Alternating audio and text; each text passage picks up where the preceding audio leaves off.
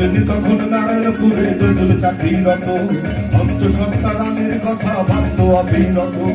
নলিনী তখন নারায়ণপুরে নতুন চাকরিরত, অন্তঃসত্ত্বা রানীর কথা ভাবত অবিরত। একদিন সন্ধ্যায় বসেন তিনি কাগজ পত্র নিয়ে, আলো হঠাৎ নিভে গেল কি জানি কি হয়ে। সামনে দেখেন দাঁড়িয়ে আছে এক ছায়া মূর্তি, জ্যোতির্ময়ী রানী রূপী সেই ছায়া মূর্তি। সামনে দেখেন দাঁড়িয়ে আছে এক ছায়া মূর্তি, জ্যোতির্ময়ী রানী রূপী সেই ছায়া মূর্তি। বিচলিত নলিনীকান্ত ভয়ে চিৎকার দিলে, খানিক পরে সেই মূর্তি শুনতে গেল মিলে। বিচলিত নলিনীকান্ত ভয়ে চিৎকার দিলে, খানিক পরে সেই মূর্তি শুনতে গেল মিলে। খানিক পরে সেই মূর্তি শুনতে গেল মিলে। পূজায় তিনি পেলেন বাড়ি 20-22 দিন পরে। সেখানে গিয়ে সব ঘটনা শুনেন সবিস্তারে। জানতে পারেন মূর্তি দেখার 3 দণ্ড পূর্বে দেবী রূপী রানী জীবন প্রদীপ গেছেন।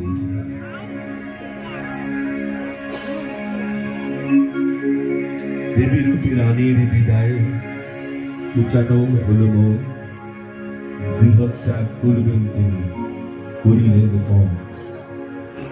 অবশেষে পূর্ণানন্দে পেলেন দর্শন। পূর্ণানন্দ স্বামীজি তাকে বললেন, তুমি যদি স্ত্রীকে পুনরায় দেখতে চাও পরলোকে, তাহলে তোমাকে মাতৃ সাধনা করতে হবে। নলিনী বললেন, তাহলে আমায় দীক্ষা দিন। পূর্ণানন্দ বললেন, আমি তোমার গুরু নই, তোমার গুরু নির্দিষ্ট আছে। কে সেই গুরু?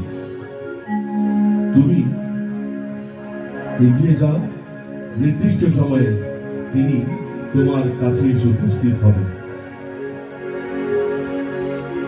স্ত্রী বিয়োগ ব্যথায় তিনি হলেন চোখে কাতর, উচ্চাটন মনটা তার অধিক শোকে পাথর।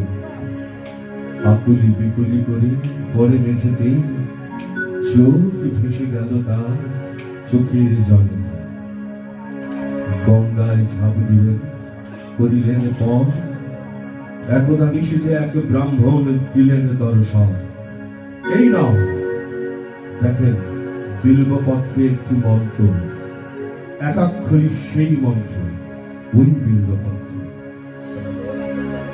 এই বিল্বপত্র নিয়ে তিনি ঘুরেন দাঁড়ে দাঁড়ে। এটা আবার কেমন মন্ত্র কেউ বুঝিতে পারে।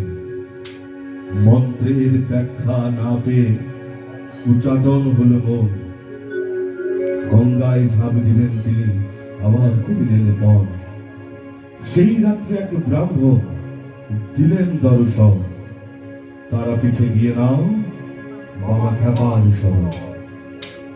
উদ্ভ্রান্ত নলিনী তারা পিঠে রওনা করলেন। দেখলেন চারিদিকে শিয়াল আর কুকুরে সব নিয়ে কারাকারি করছে। এইরকম একটি জায়গায় করবী গাছের নিচে এক দিগম্বর সন্ন্যাসী দণ্ডায়মান, আর মন্দির থেকে ভেসে আসছে মাতৃ আরাধনার সুর।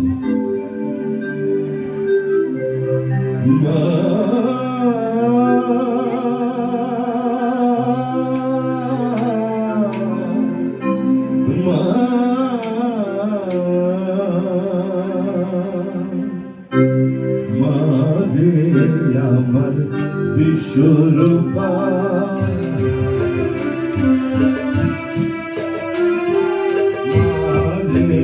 আমার বিশ্বরূপা, রূপ গর্জিতায় রূপা। ওরে আমি নারী পাগল ছেলে নিশিদিন ডাকি শ্যামা। ওরে আমি নারী পাগল ছেলে নিশিদিন ডাকে শ্যামা। মাঝে আমার বিশ্বরূপা, মাঝে আমার বিশ্বরূপা।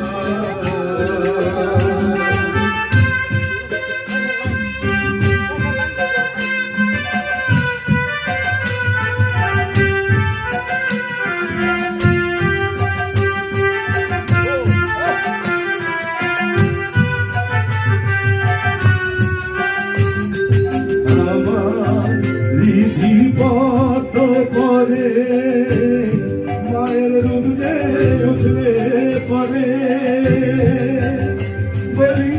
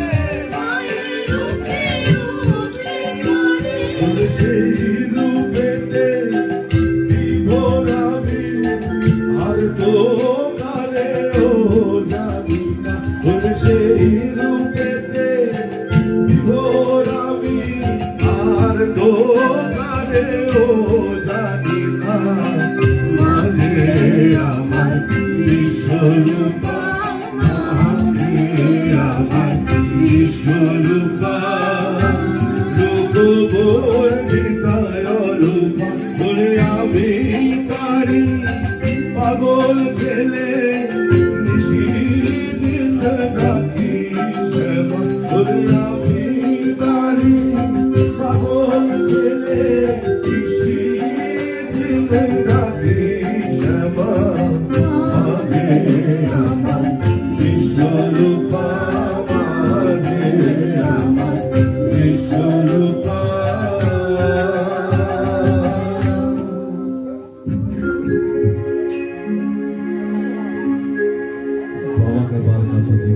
শিখিলেন সাধন এক রাত্রির আরাধনায় পেলেন মায়ের দর্শন বর চাইলে মনোময়ীর বর দিলেন তারে মনোময়ী রূপে যেন দেখিবারে পান এবার খুঁজতে হবে জ্ঞানী গুরু বাবার নির্দেশে উদ্ভ্রান্ত হয়ে নলিনী ফিরেন দেশে দেশে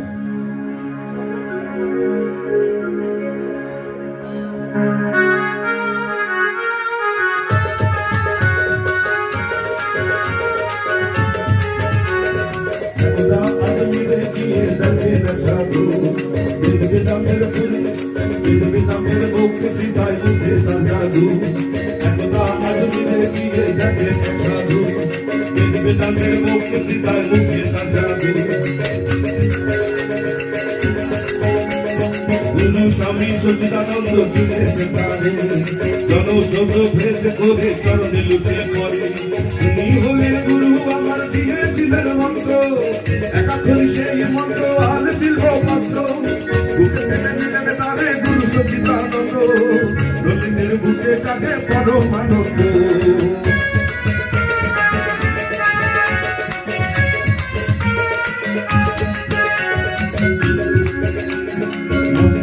সাধু তিনি মেধাল ভীষণ করা পুষ্কর আশ্রম ছিল তারই হাতে গড়া তার আশ্রমে শুরু হলো বজ্রপুত্রের জীবন তার মতো আর মারামারি অশান্তি কারণ পালাতে যেমন চাই আশ্রম ছাড়ি মোর পালা বেঁধে যায় ব্রহ্মানন্দ দাদাই তারে কত না বোঝায় অভিষ্ট লোক যেতে তার পৌঁছিতে হবে টাকা হলে সেটা সে নেওয়া বৃথা হয়ে যাবে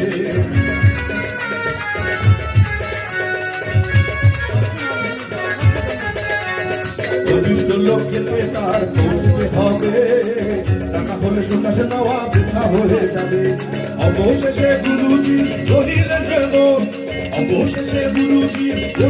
যেমন শুভক্ষণে হলো যে তার সন্ন্যাস গ্রহণ শুভক্ষণে সন্ন্যাস গ্রহণ সন্ন্যাস হয়ে মনে যাবে আনন্দ জ্ঞানী গুরু নাম দিলেন নিগমানন্দ সন্ন্যাসী হয়ে মনে যাবে আনন্দ জ্ঞানী গুরু নাম দিলেন নিগমানন্দ জ্ঞানী গুরু নাম দিলেন নিগমানন্দ জ্ঞানী গুরু নাম দিলেন নিগমানন্দ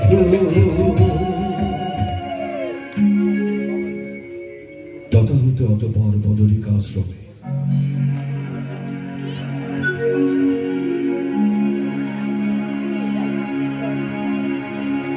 যোগীগুরুর খোঁজে নিগমানন্দ পাহাড় পর্বত বন জঙ্গল অতিক্রম করে হাঁটছে রক্তে রঞ্জিত হলো তার পদযুগল।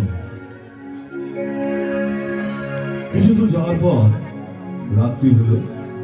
তিনি নিকটস্থ একটি গাছের গোচরে যে তিনি আশ্রয় নিলেন। কিয়ৎকালে পরে তিনি দেখলেন সেই গাছের নিচে এক কৌপিন করা সন্ন্যাসী আপন মনে গাঁজা টানছে। তিনি আস্তে আস্তে গাছ থেকে নেমেন। সন্ন্যাসী